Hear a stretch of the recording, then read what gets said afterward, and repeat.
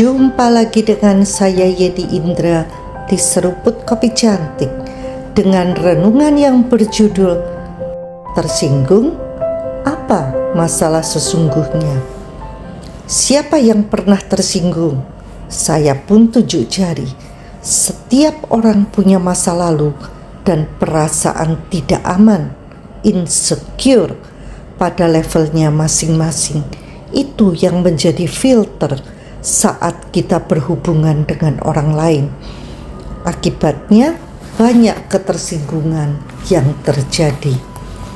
Menurut Arthur Menches, 87% keberhasilan dalam hidup terkait langsung dengan kemampuan kita bergaul dengan orang lain. Sedangkan 90-95%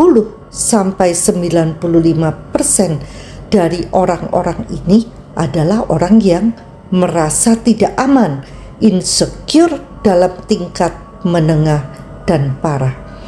Sadarkah kita bahwa sesungguhnya dalam komunikasi sebuah hubungan kita tidak membicarakan fakta yang sebenarnya, tetapi kita membicarakan persepsi masing-masing tentang fakta tersebut.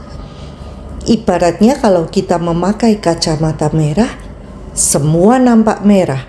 Mengenakan kacamata hitam, semua kelihatan gelap. Roberto Bolaño mengatakan, orang-orang melihat apa yang ingin mereka lihat, dan apa yang ingin dilihat orang tidak pernah ada hubungannya dengan kebenaran. Karena itu, jika persepsinya sudah negatif, kacamata atau filternya sudah negatif, semua kelihatannya juga negatif sesuai yang diinginkannya, dan itu tidak ada hubungannya dengan kebenaran fakta yang terjadi. Ingatlah bahwa manusia adalah manusia. Bukan hal yang membuat kita tersinggung yang menjadi masalah, melainkan cara kita merespon terhadap apa yang menyinggung perasaan kita yang menjadi masalah. Arthur Menches menjelaskan. Fakta lain yang jarang disadari bahwa segala sesuatu tidak mempunyai arti hingga kita memberikan arti.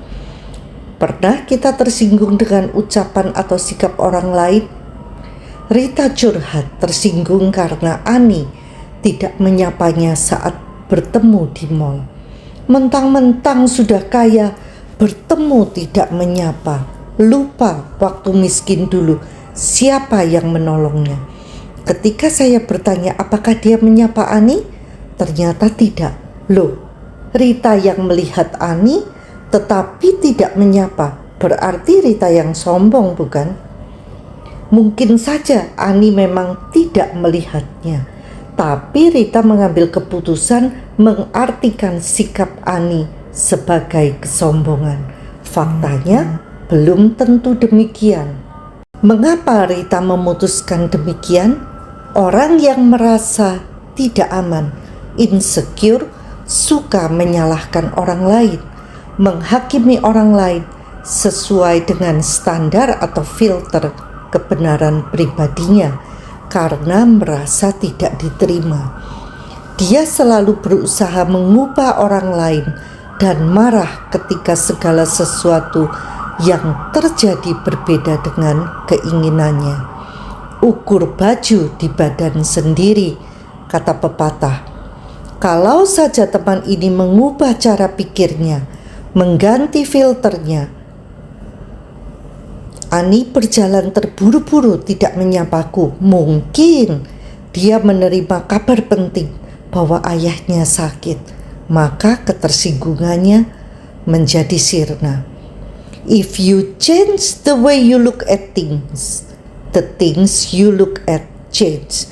Jika Anda mengubah cara Anda memandang sesuatu, hal-hal yang Anda lihat pun akan berubah. Bagaimana cara mengelola ketersinggungan? Yang utama dan terutama, jika itu tergantung pada kita, jangan mengambil respon saat hati panas, emosi, kurang tidur, dan sebagainya. Begitu banyak kata-kata salah yang akan keluar dari mulut yang mungkin saja tidak akan pernah terlupakan.